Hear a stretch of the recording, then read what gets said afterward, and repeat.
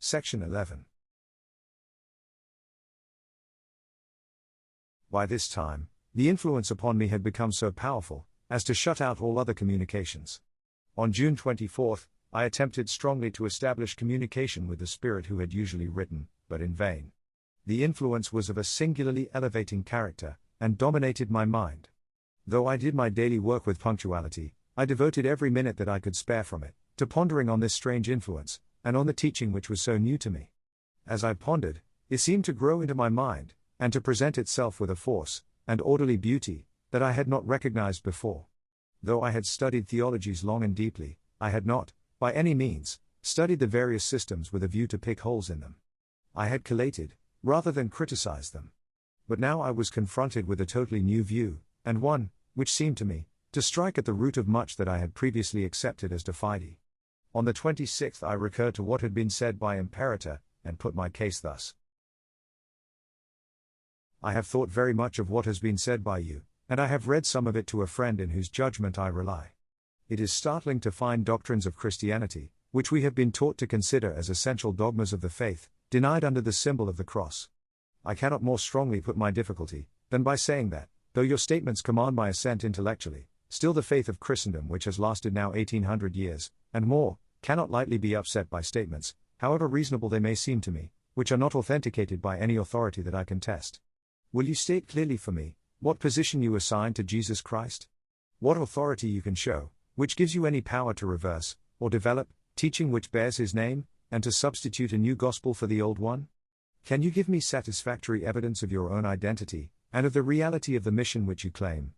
Evidence that would be accepted by plain, reasonable men.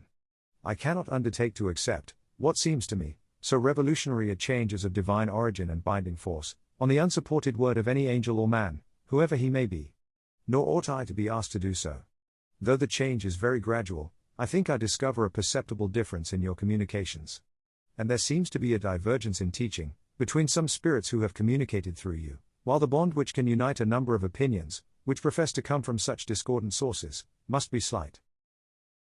Friend, it is to us a source of pleasure that we have so far stirred your mind as to draw from you so earnest and rational a series of questions as these. Believe us, so far at least as this, that no frame of mind is more pleasing to the Supreme than that which seeks earnestly and intelligently for truth, refusing mere dogmatic statements from whatever source they come, weighing all in the balance of right reason, and prepared honestly to accept the result. Far from wishing to quarrel with such a temper, we hail it as the evidence of a receptive and honest mind, which will not resign a former belief without substantial reason, but which, yet, is willing to learn new views of truths, though they be authenticated by reasonable internal and external evidence.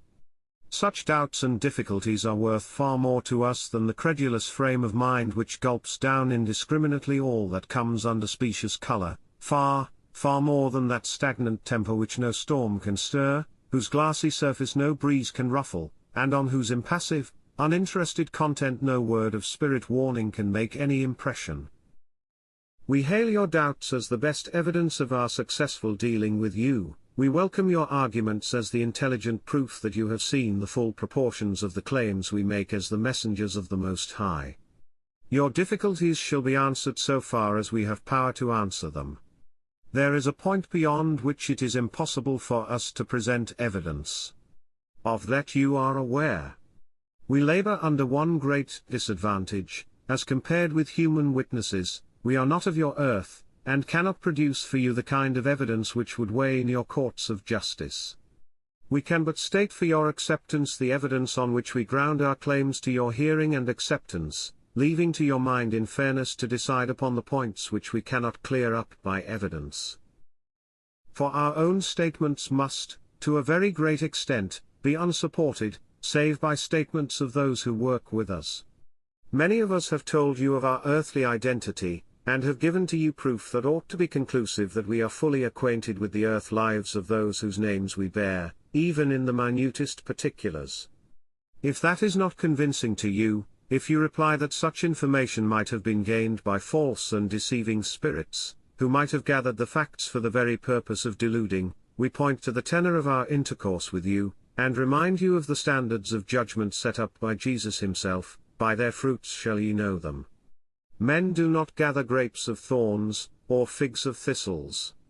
We fearlessly refer you to the whole tenor of our teaching for proof that it is divine. It would not consist with the dignity of our mission were we to dwell longer on this point.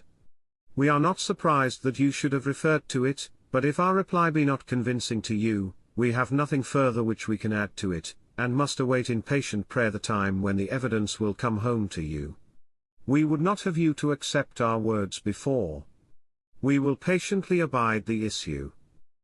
With respect to the union of spirits who were in their earth life divergent in their views of God and the hereafter, who dwelt in different climes, at different ages of the world's history, we could say much, and will at another season.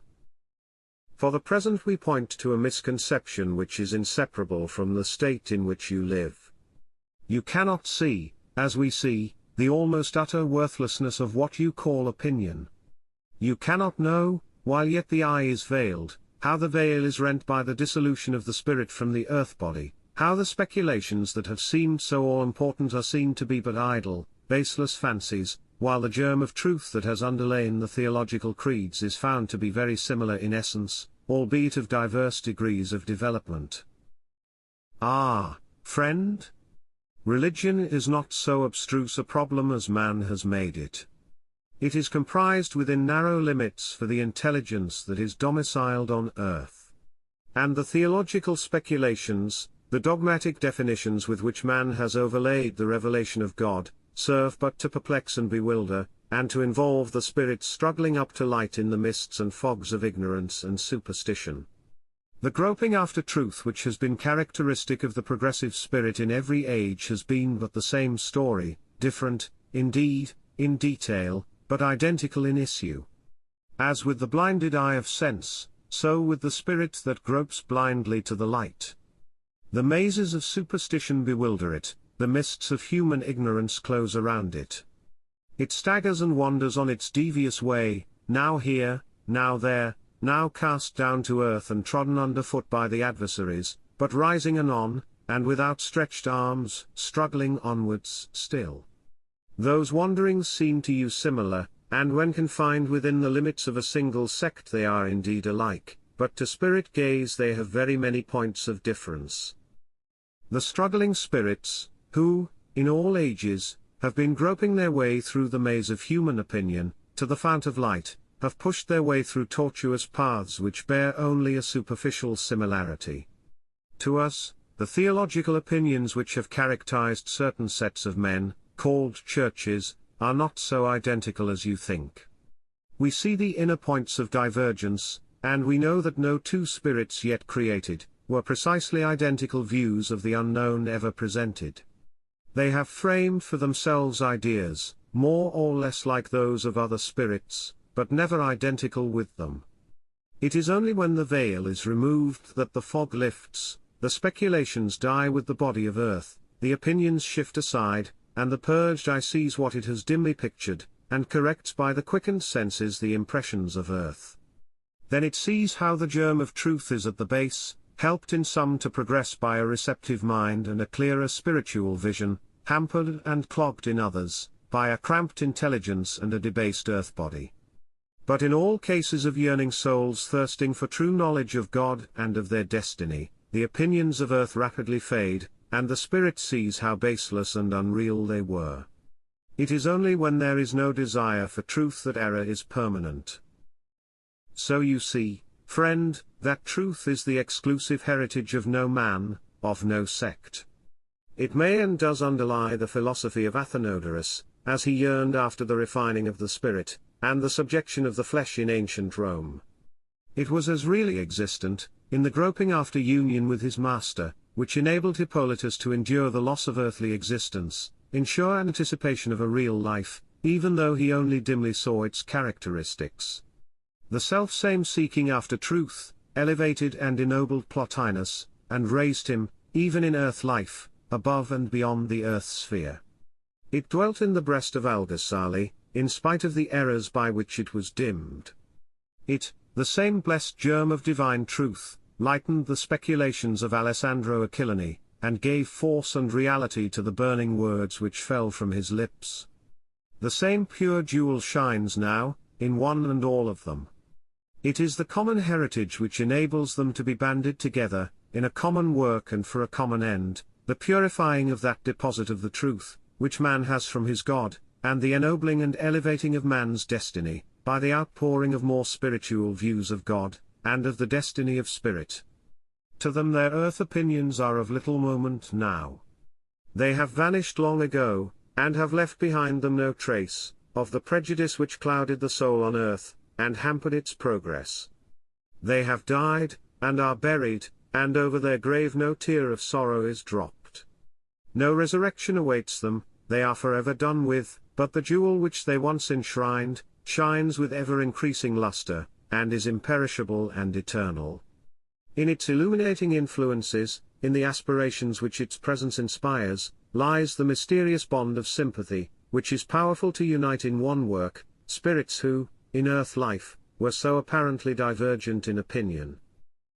This may serve to suggest for your consideration, reasons why it may not be so strange as it now seems to you, that we should be now banded together for a common object, consecrated to a common work, by one earnest desire, to spread abroad the knowledge of a higher and purer religion, through an instrument chosen by us for special indications of fitness, of which we are the best judges.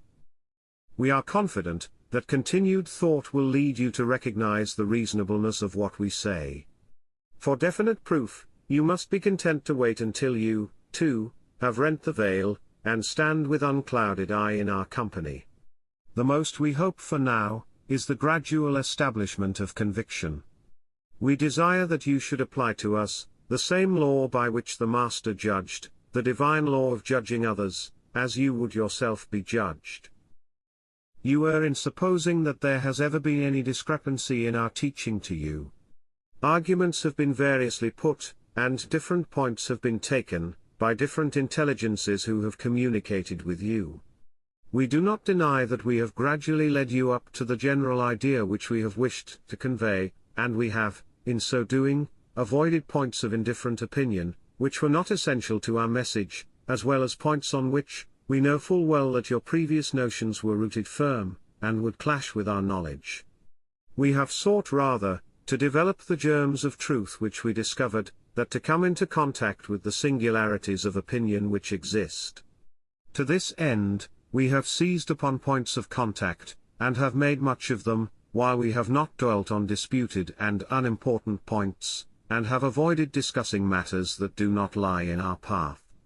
Hereafter, many points that at present are slurred over, or avoided, will be taken up. But, when you have sought information on points, whereon we knew your opinion to be erroneous and untenable for long, we have not scrupled to enlighten you. We can see well, when the drift of thought is carrying you away from old mooring places, which no longer afford safe anchorage for your spirit, and, seeing this, we have preferred to pilot you, rather than to allow you to drop down the stream at the mercy of wind and current, and at risk of shipwreck. We have loosened the ropes, one by one, gently and gradually, and we have charged ourselves with the mission, of landing you in safer and surer harborage. Had we tightened the moorings, the old ropes would have broken, and your spirit would have been tossed helpless on a stormy sea of doubt and difficulty, with no pilot at the helm, and no port in view, at the mercy of wind and wave, and with scant prospect of rescue. Do not blame us that we have chosen to anticipate the inevitable, and to smooth the rough passage. We could not prevent, we may and can assist. We would not, if we could, have added to the chains, which would bind your spirit to the dead past. We will, if you cooperate with us, enable it to rise superior to the storm, and to emerge with a new and living faith, on a calmer and more open sea, ready to cross what yet remains between the probation of earth, and the haven of peace. In this endeavor, we have studiously guarded ourselves from inflicting on you, any rude shocks. We have not misled you on any point. We have never deceived you in aught. Scrupulous exactness has characterized all our statements to you. But we have preferred to take the ideas which we found in your mind, and to enlarge and develop them. We have fostered, directed, instilled newer and truer views, but we have in no point falsified, distorted, or misled. Nor is there actually any divergence in the teachings of those who have spoken to you. Any apparent discrepancy is referable to difficulties of communication, to the varying influence of your mind, to the state of your bodily health, to the novelty of the work to some, and especially to your own circumscribed views. We cannot teach you what you cannot receive. We can only dimly symbolize truths, which one day your unclouded eye will see in their full splendor. We cannot speak with clearness, when the spirit of our medium is troubled, when his body is racked with pain, or his mental state is vitiated by disease. Nay, even a lowering atmosphere, or electric disturbance, or the neighborhood of unsympathetic and unfavorable human influences, may color a communication, or prevent it from being clear and complete. Hence, the various discrepancies which your minute gaze has detected. They are small enough and few enough, and they will all vanish when the difficulties are removed. Then will you recognize the superior insight, which has guided you in a time of no ordinary difficulty and peril. You complain that there is little change, of the acceptance of such views, as we have put forward. Of this you can know very little.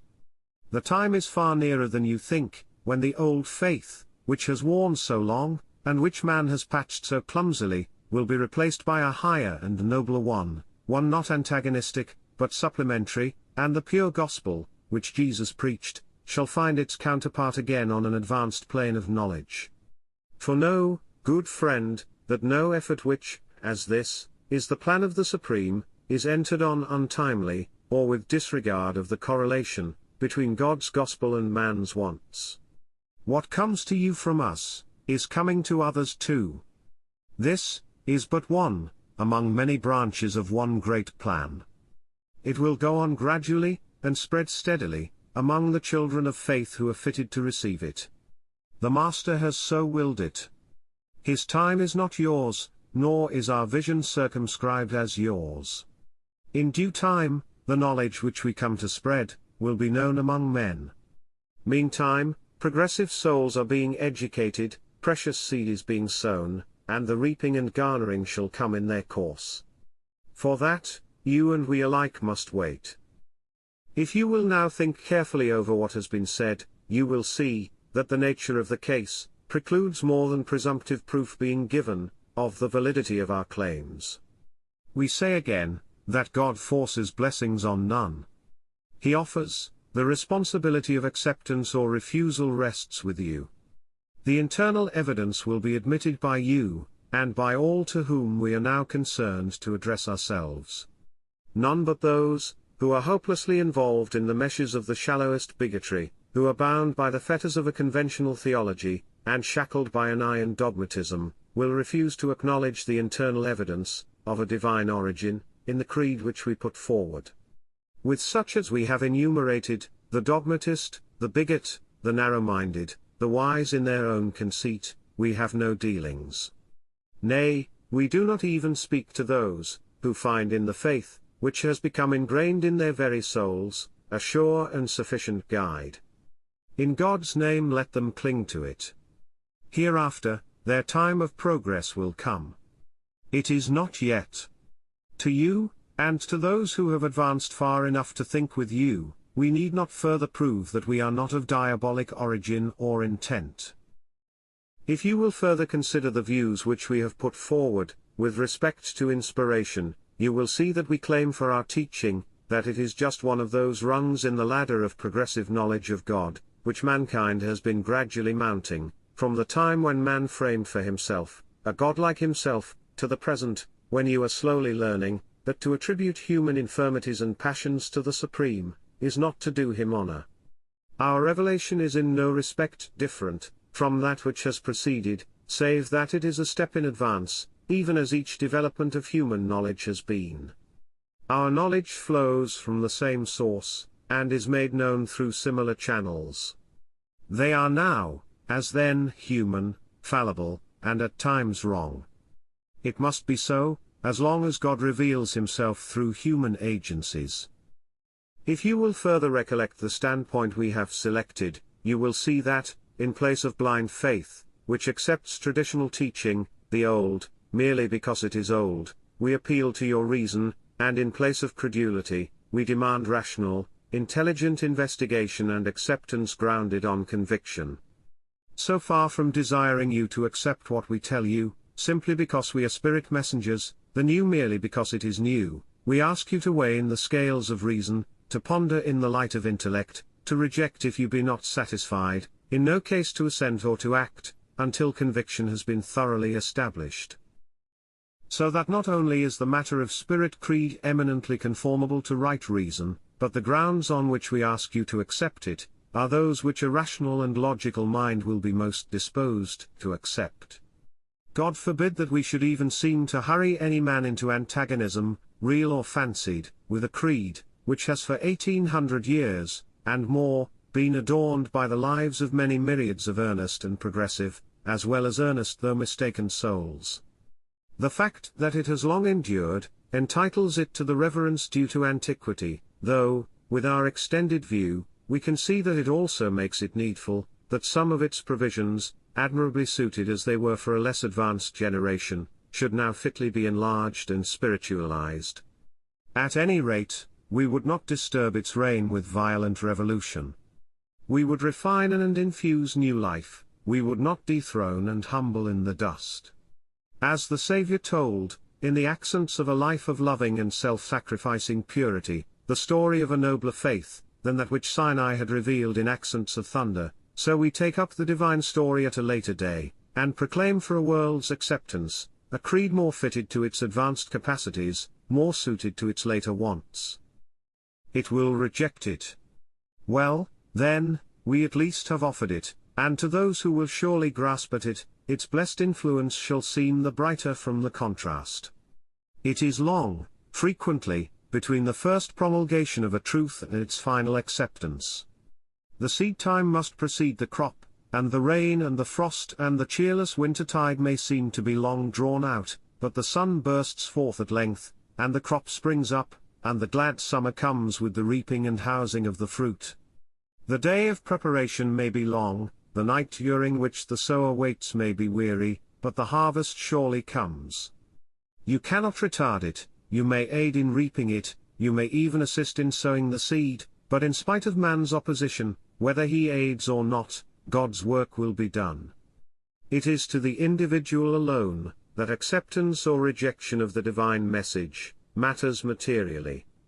A soul is advanced, or retarded, in the life of progress, and the angels rejoice or mourn over the issue. That is all. You inquire from us what position we assign Jesus the Christ. We are not careful to enter into curious comparisons between different teachers who, in different ages, have been sent from God. The time is not yet come for that, but this we know, that no spirit more pure, more godlike, more noble, more blessing and more blessed, ever descended to find a home on your earth. None more worthily earned, by a life of self-sacrificing love, the adoring reverence and devotion to mankind. None bestowed more blessings on humanity, none wrought a greater work for God. It is not necessary that we should enter into curious comparisons between God's great teachers. Rather would we give to all, the meed of praise that is their due, and hold up the example of self-denial, self-sacrifice, and love to the imitation of a generation which, sadly, needs such a pattern. Had men devoted their energies to the imitation of the simplicity and sincerity, the loving toil and earnest purpose, the self-sacrifice and purity of thought and life, which elevated and distinguished the Christ, they had wrangled less of his nature, and had wasted fewer words, upon useless metaphysical sophistries. Those of your theologians who dwelt in the days of darkness, and who have left to you an accursed heritage, in their idle and foolish speculations, would have turned their minds into a more useful channel, and have been a blessing, instead of a curse to mankind. Men would not have derogated, from the honor due to the great God alone, but would have accepted, as Jesus intended, the simple gospel that he preached. But instead of this, they have elaborated an anthropomorphic theology, which has led them to wander further and further from the simplicity of his teaching, which has turned his name, and creed, into a battleground of sects, and has resulted in a parody on his teachings, a sight, on which his pure spirit looks, with sorrow and pity. Friend, you must discriminate between God's truth and man's glosses. We do not dishonor the Lord Jesus, before whose exalted majesty we bow, by refusing to acquiesce in a fiction which he would disown, and which man has forced upon his name.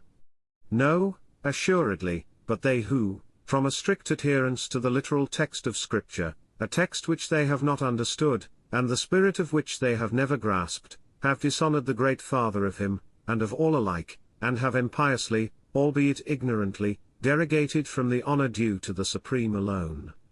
Not we, but they dishonor God. Not we, but they, though they have the prescription of long usage, though their words be colored by extracts from writings, which they have decided to be divine, and though, in those writings, there be found words which pronounce a curse on any who may disagree with what is stated there.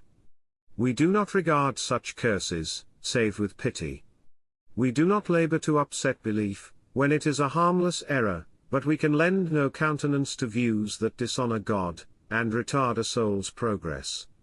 The attributing to a man of divine honor, to the exclusion, in very many cases, of personal honor and love for the great Father, is a mischievous error, which derogates from the duty of man to his God. The holding of a narrow, cold, dogmatic creed, in all its rigid, lifeless literalism, cramps the soul, dwarfs its spirituality, clogs its progress, and stunts its growth. The letter, says your Scripture, the letter killeth, but the Spirit giveth life. Hence we denounce such views of God, as are contained in the fable of a material hell, and we proclaim to you purer and more rational ideas, than are contained in the orthodox notions of atonement and vicarious sacrifice. We proclaim to you a spiritualized religion.